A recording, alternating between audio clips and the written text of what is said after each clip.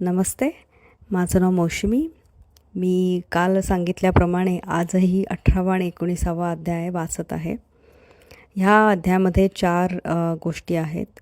श्री साठे आणि श्रीमती देशमुख यांची कथा, चांगल्या संकल्पांना प्रोत्साहन आणि त्यांची फळे, उपदेशातील वैविध्य, श्रमांचा मोबदला. मागील 2 अध्यायात हेमाडपंतांनी एका श्रीमंत गृहस्थाची कथा सांगितली आहे. तो लवकर ब्रह्मज्ञान मिळावे म्हणून उत्सुक होता आणि त्याला बाबांनी कशा रीतीने वागविले हे वर्णन केले आहे. आता या पुढील 2 अध्यायात हेमाडपंतांना बाबांनी कसे स्वीकारले आणि आशीर्वादित केले, तसेच बाबांनी चांगल्या संकल्पांना कसे प्रोत्साहन देऊन त्यांची फळे पिकविली आणि आत्मोन्नती, निंदा व श्रमांच्या मोबदल्याविषयी आपले उपदेश कसे दिले हे सांगतात. प्रारंभिक हे एक परिचित सत्य आहे की सद्गुरू सर्वप्रथम त्यांच्या शिष्यातील पात्रतेकडे पाहतात आणि नंतर त्यांना योग्य मार्गदर्शन करतात. त्यांच्या मनात कुठलाही गोंधळ न घालता, हे महत्त्वाचे, आणि ते त्यांना आत्मसाक्षात्काराच्या उद्दिष्टाकडे नेतात. या बाबतीत काही जण असे म्हणतात की सद्गुरू जे शिकवतात किंवा जे आदेश देतात ते इतरांना सांगू नये. त्यांचा विश्वास आहे की हे मार्गदर्शन जाहीर केले तर ती निरुपयोगी होतात, आणि ही धारणा बरोबर नाही. सद्गुरू म्हणजे पावसाळ्यातील ढगासारखे आहेत. ते आपली अमृतसमान शिकवण उधळून टाकतात. ही शिकवण आपल्याला हृदयापर्यंत आत्मसात करून आनंद घेणे आणि नंतर ती इतरांशी कुठल्याही संकोचाशिवाय वाटणे हे आपले कर्तव्य आहे. हा नियम केवळ जे काही ते आपल्याला जागृत अवस्थेत शिकवतात त्यासाठीच नव्हे, तर आपल्याला स्वप्नात जे दृष्टी मिळते त्यासाठीही लागू करावा. उदाहरणार्थ, बुधकौशिक ऋषी यांनी स्वप्नात पाहिलेल्या दृष्टीवर आधारित आपले प्रसिद्ध रामरक्षा स्तोत्र रचले. जशी एक प्रेमळ माता आपल्या मुलांच्या आरोग्यासाठी त्यांना कडवट पण पौष्टिक औषधे प्यायला लावते, तसे साईबाबांनीही आपल्या भक्तांना आध्यात्मिक मार्गदर्शन दिले. त्यांची पद्धत गुप्त नव्हती किंवा लपवलेली नव्हती, तर अगदी खुलेपणाने होती. ज्यांनी त्यांना मार्गदर्शनाचे पालन केले त्यांनी आपले उद्दिष्ट गाठले.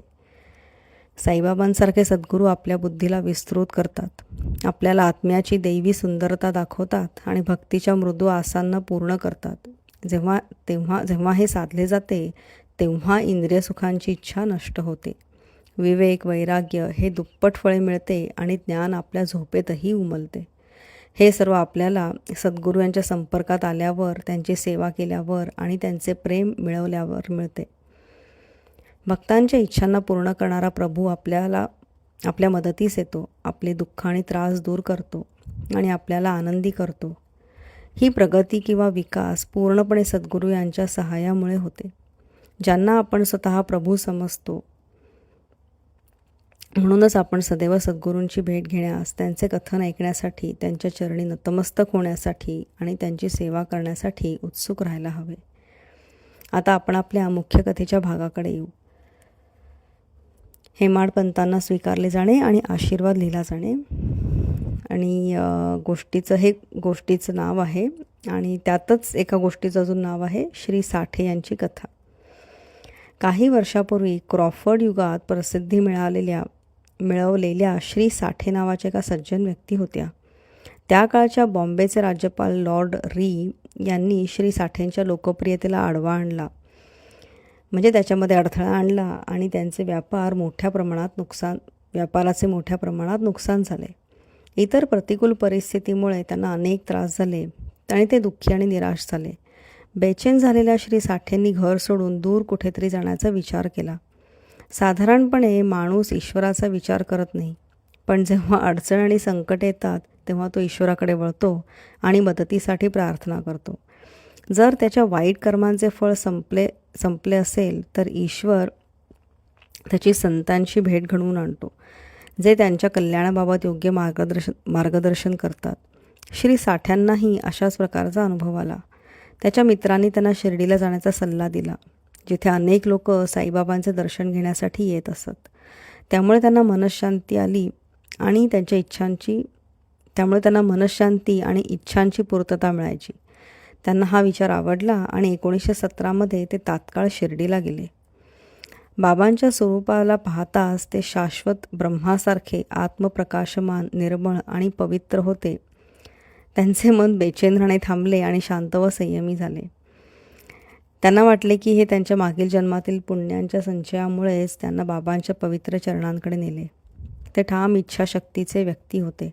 त्यांनी तात्काळ गुरुचरित्राचा अभ्यास सुरू केला. 7 दिवसाच्या वाचनानंतर एका रात्री बाबांनी त्यांना एक दर्शन दिले. त्या दर्शनाचा आशय असा होता. बाबांच्या हातात गुरुचरित्र असून ते त्याच्या विषयांचे श्री साठेंना समजवत होते, जे बाबांच्या समोर बसून काळजीपूर्वक ऐकत होते. श्री साठ्यांनाही अशाच प्रकारचा अनुभव आला. त्यांच्या मित्रांनी त्यांना शिर्डीला जाण्याचा सल्ला दिला, जिथे अनेक लोक साईबाबांचे दर्शन घेण्यासाठी येत असत. ज्यामुळे त्यांना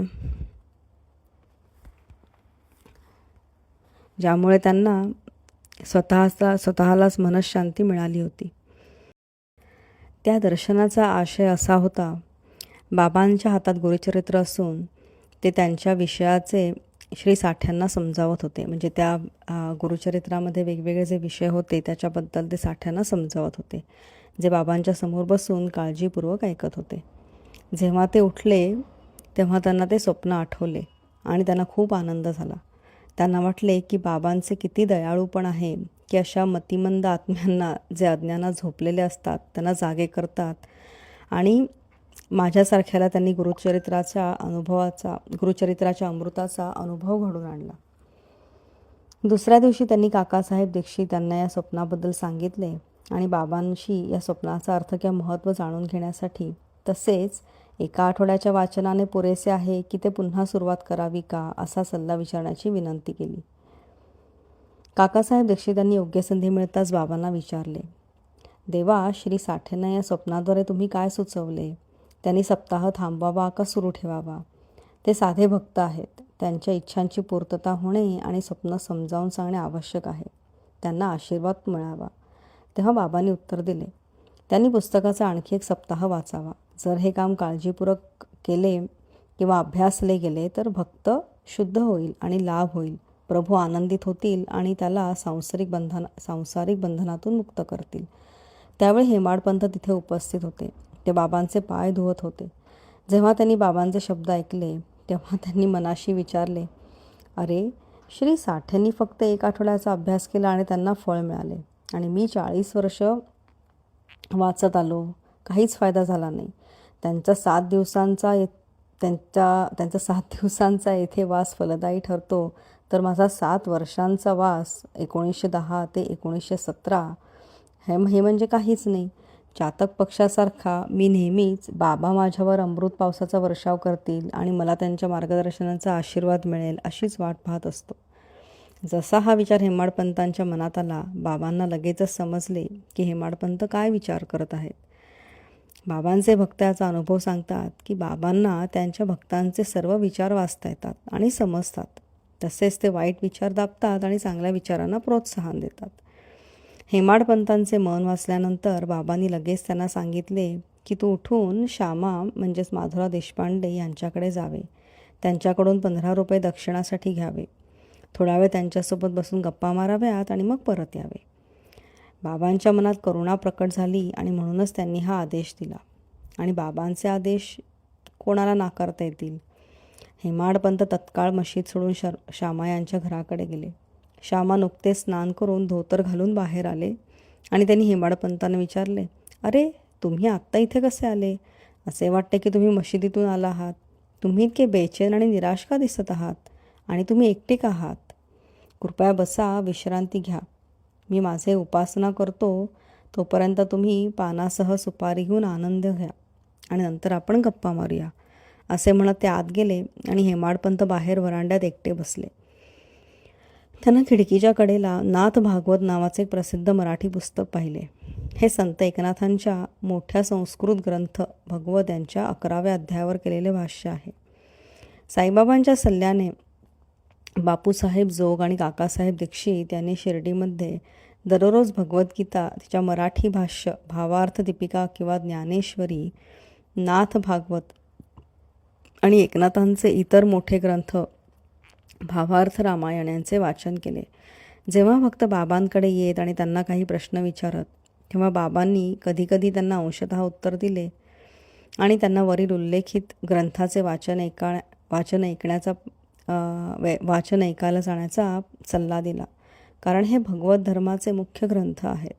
जेव्हा भक्त गेले आणि वाचन ऐकले तेव्हा त्यांचे प्रश्न पूर्ण आणि समाधानकारक त्यांच्या सगळ्या प्रश्नांचे पूर्ण आणि समाधानकारक उत्तर त्यांना मिळाले. हेमाडपंतही दररोज नाथ भागवत या पुस्तकाचा काही भाग वाचत असे. त्या दिवशी त्यांनी आपल्या दैनंदिन वाचनाचा भाग पूर्ण केला नव्हता, पण काही भक्तांना मशिदीकडे घेऊन जाण्यासाठी तो अपूर्ण ठेवला होता. जेव्हा त्यांनी श्यामाच्या खिडकीच्या कडेला ठेवलेले पुस्तक उचलले आणि सहजपणे उघडले तेव्हा ते पूर्णपणे आश्चर्यचकित झाले की जेव्हा त्यांनी पुस्तक उघडले तेव्हा त्यांना तो अपूर्ण भाग लगेच दिसला. त्यांना वाटले की बाबांनी खूपच दयाळूपणे त्यांना श्यामाच्या घरी पाठवले, जेणेकरून ते आपले दैनंदिन वाचन पूर्ण करतील. म्हणून त्यांनी अपूर्ण भाग वाचला आणि पूर्ण केला. हे पूर्ण होताच श्यामा आपली उपासना करून बाहेर आले आणि त्यांच्यात खालील संवाद झाला. हेमाडपंत म्हणाले, मी बाबांचा संदेश घेऊन आलो आहे. त्यांनी मला तुमच्याकडून 15 रुपये दक्षिणासाठी घेऊन परत यायचे सांगितले. तसेच थोडा वेळ तुमच्यासोबत गप्पा मारायला सांगितल्या आणि तुमच्यासोबतच मशिदीकडे परत जावे असे सांगितले. श्यामा आश्चर्यचकित होऊन म्हणाले, माझ्याकडे पैसे नाहीत द्यायला. कृपया दक्षिणेच्या बदल्यात माझे 15 नमस्कार स्वीकारा. हेमाडपंत म्हणाले, ठीक आहे, तुमचे नमस्कार स्वीकारले. आता थोडा वेळ गप्पा मारूया. मला बाबांच्या काही कथा आणि लीलांचे सांगाल का, ज्यामुळे आपली पापं नष्ट होतील? श्यामा म्हणाले, मग थोडा वेळ इथेच बसा. या देवाची लीला खूप अद्भुत आहे. तुम्हाला ते आधीच माहीत आहे. मी एक गावकरी असून तुम्ही एक प्रबुद्ध नागरिक आहात. तुम्ही इथे येऊन काही लीलांचे अनुभव घेतले आहेत. मी ते तुम्हाला कसे सांगू? बरं, तुम्ही पान आणि विडा खा. मी आज जाऊन तयार होऊन येतो. श्यामा साईबाबांच्या देवी लीला पाहून अचंबित आहेत. ते म्हणतात की बाबांच्या लीलांचा काहीही अंत नाही आणि त्या समजून घेणे माणसांसाठी अशक्य आहे. बाबांनी या लीलांमध्ये खेळ केलास तरी त्यांच्यावर त्यांचा काहीही परिणाम होत नाही. ते स्वतः स्थिर आणि निष्क्रिय राहतात. हे त्यांच्या उच्च आध्यात्मिक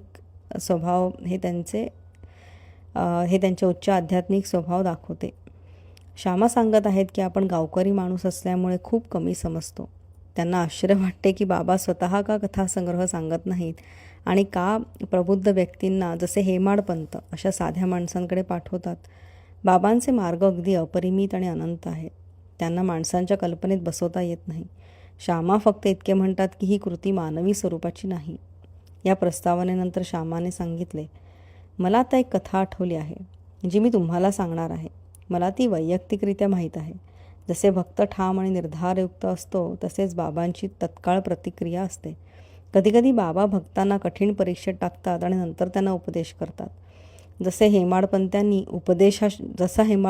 उपदेश हा शब्द ऐकला, त्यांच्या मनात एक स्फुरणासारखा प्रकाश उमटला. त्यांना लगेच श्री साठेंच्या गुरुचरित्र वाचनाची कथा आठवली आणि त्यांना वाटले की बाबा त्यांना श्यामा यांच्या घरी पाठवले असावे, जेणेकरून त्यांचे बेचैन मन शांत होईल. मात्र त्यांनी हा विचार बाजूला ठेवला आणि श्यामाच्या कथांना ऐकायला सुरुवात केली. या कथांनी दाखवले की बाबा त्यांच्या भक्तांवर किती दयाळू आणि प्रेमळ होते. हेमाडपंत त्या कथा ऐकताच त्यांना आनंदाची एक वेगळी अनुभूती आली. श्रीमती राधाबाई देशमुख यांची कथा. राधाबाई नावाची एक वृद्ध स्त्री होती. बाबांची प्रसिद्धी ऐकून ती संगमनेरच्या लोकांसह शिर्डीकडे आली. तिने बाबांचे दर्शन घेतले आणि खूप समाधानी झाली. तिला बाबा खूप आवडले आणि तिने मनात ठरवले की ती बाबांना आपले गुरु मानेल आणि त्यांच्याकडून काही उपदेश मिळवेल. आध्यात्मिक मार्गदर्शनाच्या रिलेटेड. तिला काहीच माहिती नव्हती. तिने ठरवलं की बाबा तिला स्वीकारून काही उपदेश किंवा मंत्र देतील आणि तोपर्यंत ती उपाशी राहणार असे तिने ठरवले. अन्न पाणीही घेणार नाही असे ठरवले. ती तिच्या निवासस्थानी राहिली आणि 3 दिवस अन्नही न खाऊन पाणीही न पिऊन उपाशी राहिली. मी त्या वृद्ध स्त्रीच्या कठीण परिस्थितीमुळे घाबरलो आणि तिच्या बाजूने बाबांची प्रार्थना केली. मी म्हणालो, देवा, हे काय सुरू केले तुम्ही इतक्या लोकांना इथे खेचता. तुम्हाला ती वृद्ध स्त्री माहीत आहे. ती खूप ठाम आहे आणि पूर्णपणे तुमच्यावर अवलंबून आहे. जर तुम्ही तिला स्वीकारून उपदेश दिला नाही तर ती उपाशी राहून मृत्यूपर्यंत जाण्याचा निर्णय घेतला आहे. काही वाईट झाले तर लोक तुम्हाला दोष देतील आणि म्हणतील की बाबा यांनी तिला उपदेश दिला नाही आणि त्यामुळे तिचा मृत्यू झाला. त्यामुळे तिच्यावर कृपा करा, तिला आशीर्वाद द्या आणि उपदेश करा. तो निर्धार पाहून बाबांनी तिला बोलवले आणि तिला खालीलप्रमाणे संबोधून तिचे मन बदलले. अहो आई, तुम्ही स्वतःला अनावश्यक वेदना का देत आहात आणि आपला मृत्यू का लवकर घडवत आहात? तुम्ही खरंच माझे आई आहात आणि मी तुमचा मुलगा आहे.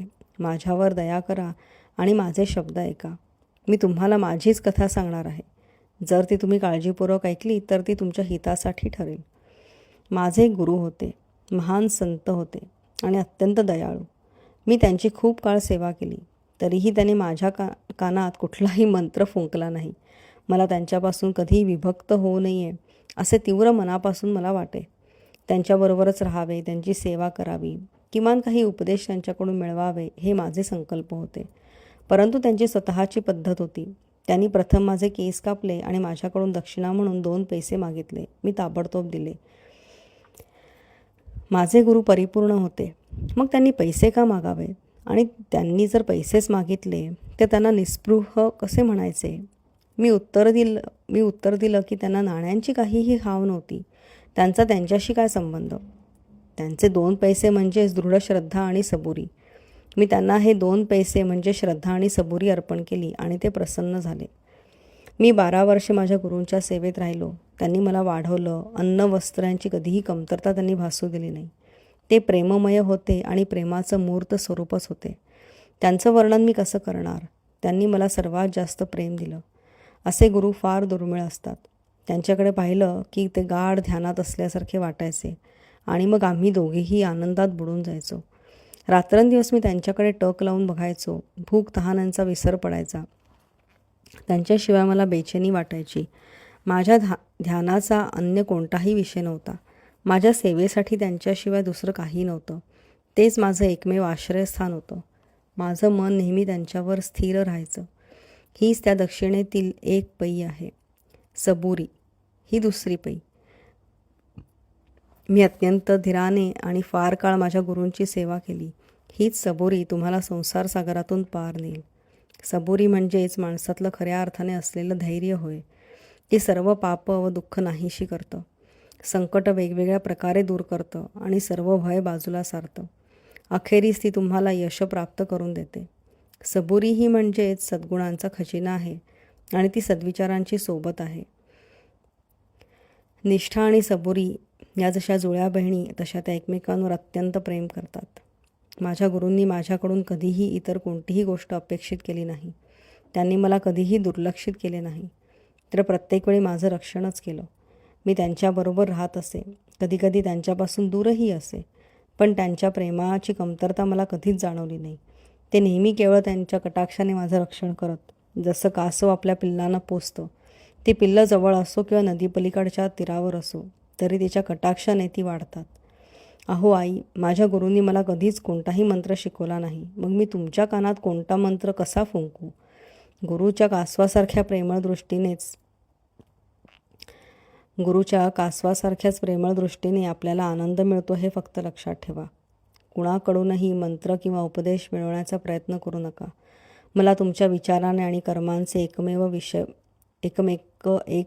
विषय बनवा आणि निःसंशय परमार्थ तुम्हाला नक्कीच प्राप्त होईल. मनापासून मला पहा आणि मीही तसंच तुम्हाला पाहीन. या मशिदीमध्ये बसून मी फक्त आणि फक्त सत्य बोलतो. कोणतीही विशेष साधना किंवा 6 शास्त्रातील पारंगतता आवश्यक नाही. गुरुवर श्रद्धा आणि आत्मविश्वास ठेवा. पूर्णपणे विश्वास ठेवा की गुरुच एकमेव कर्ता आहे.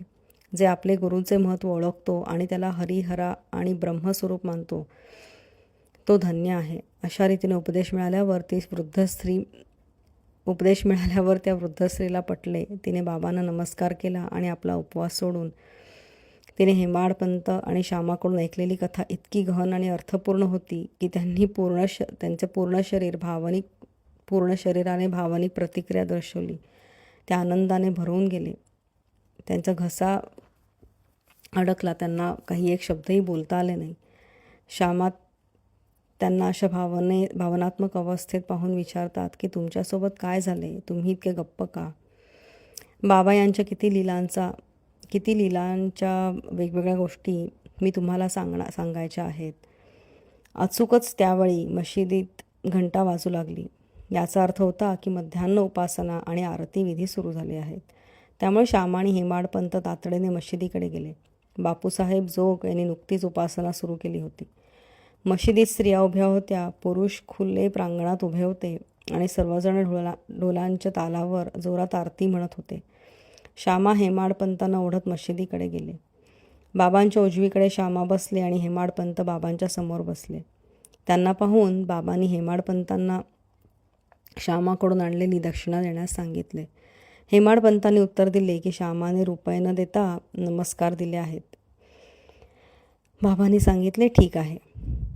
आता मला सांगा की तुम्ही दोघांनी गप्पा मारल्या का, आणि केल्या असतील तर तुम्ही काय बोललात ते मला सगळं सांगा.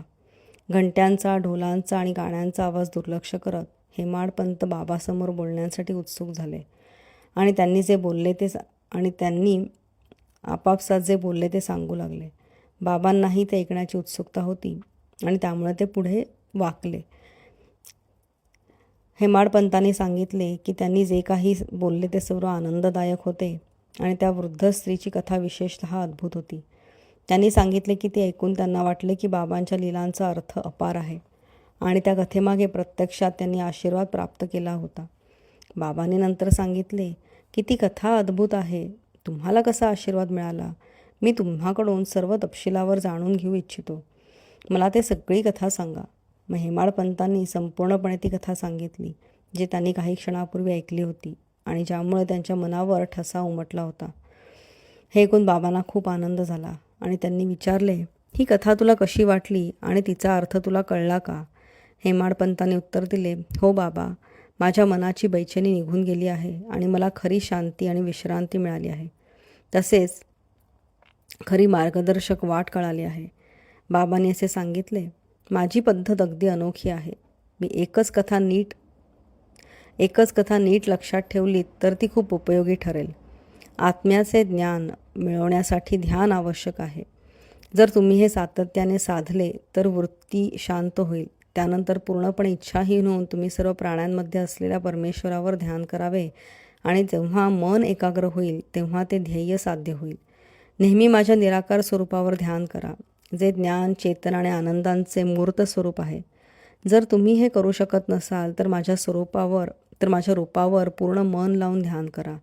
जसे तुम्ही इथे आहात, जसे तुम्ही हे करत आहात तसे तुमच्या वृत्त्या एका बिंदूंवर एकाग्र होतील आणि ध्यानक्रिया आणि ध्यान विषय यातील भेद मिटून जातील आणि ध्यानकर्ता चेतनेसोबत एकरूप होऊन ब्रह्मामध्ये विलीन होईल. नदीच्या एका काठी कासव आहे आणि तिची पिल्लं दुसऱ्या काठी आहेत. ती त्यांना दूध किंवा ऊब देत नाही. तिचा केवळ कटाक्ष त्यांना पोषण देतो. पिल्लं फक्त आपली आई स्मरतात, म्हणजे त्यांचे ध्यान करतात. कासवाचा कटाक्ष पिल्लांसाठी अमृत सदृश्य आहे. त्यांच्या अन्नाचे आणि आनंदाचे एकमेव स्रोत आहे. गुरु आणि त्यांच्या शिष्यांमधील नातेही तसेच आहे. जसे बाबांनी ही शेवटची वचने पूर्ण केली तसेच आरतीचा संगीतमय ताल थांबला आणि सर्वांनी एकसुरात जोरात हाक मारली, जय हो आपल्या सद्गुरू साई महाराजांची, जे अस्तित्व, ज्ञान आणि आनंद आहेत. प्रिय वाचकांनो, आपणही समजूया की आपण आत्ता मशिदीच्या गर्दीत उभे आहोत आणि आपणही ह्या जय जयकारात त्यांच्यासोबत सहभागी होऊ. आरतीचा विधी संपल्यानंतर प्रसाद वाटला गेला. बापूसाहेब जोग नेहमीप्रमाणे पुढे आले आणि बाबांना नमस्कार करून त्यांच्या हाती एक तोंडभर साखरेची मिठाई दिली. बाबा यांनी ही संपूर्ण मात्रा हेमाडपंतांना दिली आणि त्यांना सांगितले, जर तुम्ही ही कथा मनापासून लक्षात ठेवली आणि नीट स्मरलीत तर तुमची अवस्था साखरेसारखीच गोड होईल. सर्व इच्छांचे पूर्णत्व होईल आणि तुम्ही आनंदी राहाल. हेमाडपंताने बाबांच्या चरणी नतमस्तक होऊन विनंती केली, कृपा करून असेच माझे रक्षण करा, मला आशीर्वाद द्या, माझ्याबरोबर कायम राहा. बाबांनी उत्तर दिले, ही कथा ऐक, त्यावर ध्यान कर आणि तिचा भाव आत्मसात कर. मग तुम्ही नेहमीच परमेश्वराची स्मृती ठेवाल आणि ध्यान कराल, जो स्वतः तुमच्यासमोर प्रकट होईल. प्रिय वाचकांनो, हेमाडपंतांना त्यावेळी साखरेच्या मिठाईचा प्रसाद मिळाला आणि आता आपल्याला या साखरेच्या मिठाईचा प्रसाद मिळतोय. म्हणजेच हा जो अध्याय आहे तो आपण ऐकून जसे काही आपल्याला पण साखरेच्या मिठाईचा प्रसाद मिळत आहे, आपण त्याचा मनमोकळेपणाने आस्वाद घेऊ, ध्यान करू, आत्मसात करू आणि बाबांच्या कृपेने बलवान आणि आनंदी हो. 19व्या अध्यायाच्या शेवटी हेमाडपंतांनी काही इतर बाबींचा उल्लेख केला आहे, जे खाली दिले आहे. बाबांचे आपल्यावर वर्तनाबाबतचे मार्गदर्शन. बाबांनी सांगितलेली पुढील वचने सर्वसाधारण आणि अमूल्य आहेत. जर ती लक्षात ठेवली आणि त्यानुसार वागले तर ती नेहमी तुमच्या हितासाठी ठरतील. जोपर्यंत काही नाते किंवा संबंध नसतो तोपर्यंत कोणीही कुठेही जात नाही. जर कोणतीही माणसे किंवा प्राणी तुमच्याकडे आले तर त्यांना असभ्यतेने ढकलू नका. उलट त्यांचे स्वागत करा आणि योग्य आदर द्या. तहानलेल्या व्यक्तीस पाणी द्या, भुकेल्याला अन्न द्या, नग्नांना वस्त्र द्या आणि परक्यांना विश्रांतीसाठी स्थान द्या. तर देव नक्कीच समाधानी होईल. जर कोणीतरी तुमच्याकडून पैसे मागितले आणि तुम्ही देऊ इच्छित नसाल तर देऊ नका, पण त्यांच्यावर कुत्र्यांसारखे भुंकू नका. कोणीही तुमच्या विरोधात शेकडो गोष्टी बोलू देत, त्यांना कडवट उत्तर देऊन राग करू नका. तुम्ही नेहमी अशा गोष्टी सहन करीत राहिलात तर तुम्ही नक्कीच आनंदी राहाल. जग उलटसुलट होऊ दे, तुम्ही तुमच्या जागी ठाम राहा. स्वतःच्या स्थानी उभे राहून किंवा समोर येणाऱ्या सर्व घडामोडी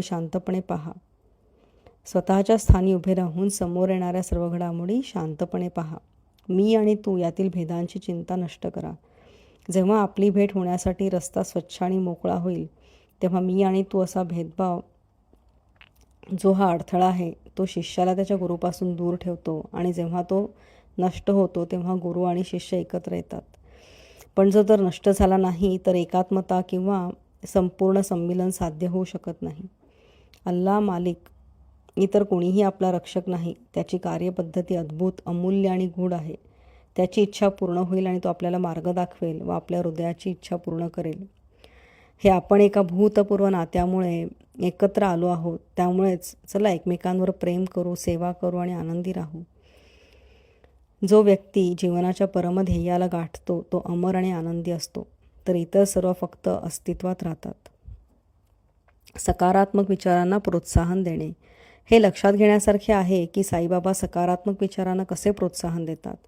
तुम्ही पूर्णपणे प्रेम आणि भक्तीने त्यांच्याकडे समर्पित झालात तेव्हा तुम्ही पाहिलेत की ते किती गोष्टींमध्ये तुमची मदत करतात. एका संताने सांगितले की झोपेतून उठल्यावर जेव्हा एखाद्याला चांगला विचार येतो आणि तुम्ही दिवसभर तोच विचार जोपासता तेव्हा तुमची बुद्धिमत्ता विकसित होते आणि मन शांततेला पोहोचते. हेमाडपंतांनी हे प्रयत्न करून पाहण्याचा निर्णय घेतला. एका बुधवारच्या रात्री झोपायला जाण्यापूर्वी त्यांनी विचार केला, उद्या गुरुवार आहे, एक शुभ दिवस आणि ठिकाण शिर्डी खूप पवित्र आहे. तर चला, मी दिवसभर रामनामाचे स्मरण करतो आणि त्याचा जप करतो. पुढील सकाळी उठल्यानंतर त्याला कोणत्याही प्रयत्नाशिवाय रामाचे नाव आठवले आणि त्यांना खूप आनंद झाला. नंतर सकाळच्या कामकाजानंतर हेमाडपंत फुलं घेऊन बाबांकडे पाहायला आले. जेव्हा तो दीक्षितांच्या वाड्यावरून निघाला आणि बुटींच्या वाड्याजवळून जात होता तेव्हा त्याला मशिदीमध्ये बाबांच्या समोर औरंगाबादकर यांच्याकडून सुंदर गाणं ऐकवलं. ते गाणं होतं, गुरु कृपांजन पायो मेरे भाई. एकनाथांनी लिहिलेले हे गाणे आहे, ज्यामध्ये एकनाथ सांगतात की त्यांना गुरुकृपेच्या स्वरूपात आनंद प्राप्त झाला. त्यामुळे त्यांचा दृष्टिकोन खुला झाला आणि त्यांचे स्वप्नात आणि सर्वत्र राम पाहिले. इतकी गाणी असताना औरंगाबादकर यांनी हेच गाणं का निवडलं? हे बाबा यांनी हेमाडपंतांच्या दिवसभर रामनाम जपण्याच्या इच्छेला पूरक करण्यासाठी केलेला चमत्कार नाही का? सर्व संत यावर सहमत आहेत आणि ठामपणे सांगतात की देवाचं नाव जपणे प्रभावी आहे. हे भक्तांच्या आकांक्षा पूर्ण करण्यास आणि सर्व संकटांपासून त्यांचे रक्षण करण्यास प्रभावी ठरते. उपदेशातील विविधता. साईबाबांना उपदेश देण्यासाठी कोणतीही विशेष जागा किंवा विशेष वेळ आवश्यक नव्हती. जिथे किंवा जेव्हा काही प्रसंग आला तेव्हा ते उपदेश मोकळेपणाने देत. एकदा असे घडले की एका भक्ताने दुसऱ्यांबद्दल मागे बोलून त्यांचा अपमान केला. पुण्य विसरून त्याने आपल्या भावांच्या दोषावर भर दिला आणि इतके व्यंगात्मक बोलले की ते ऐकणाऱ्यांना त्रासदायक वाटले. सामान्यतः आपण पाहतो की लोकांना इतरांविषयी अनावश्यक निंदा करण्याची वृत्ती असते आणि यामुळे द्वेष आणि वैर निर्माण होते. संत निंदा पाहण्याबद्दल वेगळ्या दृष्टीने विचार करतात. ते म्हणतात की मळ किंवा कचरा स्वच्छ करण्याचे अनेक मार्ग आहेत, पण खोटारड्याचा मार्ग वेगळा असतो. तो इतरांचे दोष आपल्या तोंडाने काढतो अशा प्रकारे तो प्रत्यक्षात त्यांच्या निंदा केलेल्या व्यक्तीस एक प्रकारे मदत करतो आणि त्यामुळे त्याचे आभारच मानावेत. साईबाबांना खोटारड्याला सुधारण्याचा स्वतःचा मार्ग होता. बाबांना त्यांना सर्वज्ञतेमुळे माहीत होते की खोटारड्याने काय केले आहे. आणि जेव्हा ते दुपारी लेंडीजवळ त्याला भेटले, बाबांनी त्याच्याकडे खोडाजवळ मळ खात असलेला एक डुक्कर दाखवून सांगितले, "पहा, तो किती चावून चावून तो मळ खात आहे. तुझे वर्तन असेच आहे. तू आपल्या भावाचे हृदयभर निंदा करत राहतोस. अनेक पुण्यकर्म केल्यावर तू माणूस म्हणून जन्माला आलास आणि जर तू असेच वागत राहिलास तर शिर्डी तुझी मदत कशी करेल?" हे सांगणे अनावश्यक आहे की भक्तांनी हा धडा मनापासून घेतला. अशा प्रकारे बाबांनी आवश्यकतेनुसार उपदेश दिले. जर हे आपल्याला मनात राहिले आणि त्यानुसार वागलो तर आपले आध्यात्मिक ध्येय फार दूर नाही. एक म्हण आहे, "माझा देव असला तर तो माझ्या पलंगावर मला अन्न देईल." ही म्हण फक्त अन्न आणि वस्त्र यासाठीच खरी आहे. जर कोणी यावर विश्वास ठेवून निष्क्रिय राहिला आणि आध्यात्मिक बाबींमध्ये काही करत नसेल तर तो नाश पावेल. आत्मसाक्षात्कार मिळवण्यासाठी मनुष्याने आपल्या सामर्थ्यांपर्यंत प्रयत्न करणे आवश्यक आहे. जितके जास्त तो प्रयत्न करेल तितके त्याच्यासाठी चांगले. बाबांनी सांगितले की ते सर्वत्र उपस्थित आहेत आणि कोणत्याही त्याला मर्यादा नाहीत. जे लोक फक्त बाबांचे शरीर समजतात त्यांचा गैरसमज दूर करण्यासाठी त्यांनी स्वतःला या रूपात अवतार घेतला. आणि जर एखाद्या भक्ताने दिवसरात्र पूर्ण समर्पणाने त्यांच्यावर ध्यान केले तर त्याला बाबांसोबत एकात्मतेचा अनुभव मिळतो. जो व्यक्ती जन्ममरणाच्या चक्रातून मुक्त होऊ इच्छितो त्याने आपले मन शांत आणि स्थिर ठेवून धर्माचे जीवन जगावे. त्याने नेहमी चांगल्या कर्मात स्वतः गुंतवावे आणि कर्तव्य पार पाडावे आणि आपले हृदय व आत्मा पूर्णपणे बाबांकडे समर्पित करावे. त्याला मग कोणत्याही गोष्टींची भीती नसावी. जो पूर्ण मनाने बाबांवर विश्वास ठेवतो, त्यांच्या लीलांना ऐकतो व समजावतो आणि इतर कोणतीही गोष्ट विचारात घेत नाही, तो नक्कीच आत्मसाक्षात्कार प्राप्त करतो. बाबांनी अनेकांना सांगितले की त्यांनी त्यांचे स्मरण करावे, त्यांचे नामस्मरण करावे आणि स्वतःला त्यांच्याकडे समर्पित करावे. पण जे लोक स्वतः कोण आहेत हे जाणून घेऊ इच्छित होते त्यांनी अध्ययन आणि मनन करण्याचा सल्ला दिला. काहींना त्यांनी देवाचे नामस्मरण करण्याचा, तर काहींना त्यांच्या लीला ऐकण्याचे, काहींना त्यांच्या चरणांची पूजा करण्याचे आणि काहींना अध्यात्म, रामायण, ज्ञानेश्वरी आणि इतर पवित्र शास्त्रांचे वाचन व अध्ययन करण्याचा सल्ला दिला. काहींना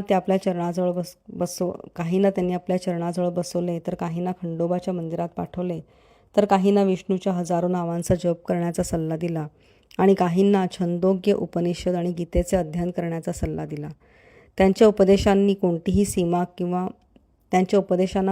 सीमा किंवा अटी नव्हत्या. काहींना ते प्रत्यक्ष दिसले तर काहींना स्वप्नातून दाखवले. एखाद्या मद्यपानाच्या व्यसनाधीन व्यक्तीला ते स्वप्नात प्रकट झाले, त्याच्या छातीवर बसले, दबाव आणला आणि भक्ताने पुन्हा दारू स्पर्श करू नये असे वचन दिल्यानंतरच सोडले. काहींना त्यांनी स्वप्नात गुरुर्ब्रह्म इत्यादी मंत्र समजावले. तसेच हठयोगाचा अभ्यास करणाऱ्या इतर भक्तांना त्यांनी सांगितले की हठयोग थांबवा, शांत बसून सबुरी करा. त्यांच्या सर्व मार्ग व पद्धतीचे वर्णन करणे अशक्य आहे. सामान्य जगातील व्यवहारांमध्ये त्यांनी आपल्या कृतीने उदाहरण दिले. त्यापैकी एक खाली दिले आहे. कामाचे पारितोषिक. एक दिवशी दुपारी बाबा राधाकृष्णामाईंच्या घराकडे गेले आणि म्हणाले, "मला एक शिडी आण." काही लोक शिडी घेऊन आले आणि बाबांच्या निर्देशानुसार भिंतीजवळ ठेवली. बाबा वामन गोडकरांच्या घराच्या छतावर चढले आणि राधाकृष्णामाईंच्या घराच्या छतावरून चालले आणि दुसऱ्या बाजूनी उतरले. कोणीही समजू शकले नाही की बाबा हे का करत होते. त्यावेळी राधाकृष्णमाई मलेरियाने ग्रस्त होत्या. कदाचित त्यांचा ताप दूर करण्यासाठी बाबा छतावर चढले. शिडीवरून उतरल्यानंतर बाबांनी शिडी आणणाऱ्या लोकांना प्रत्येकी 2 रुपये दिले.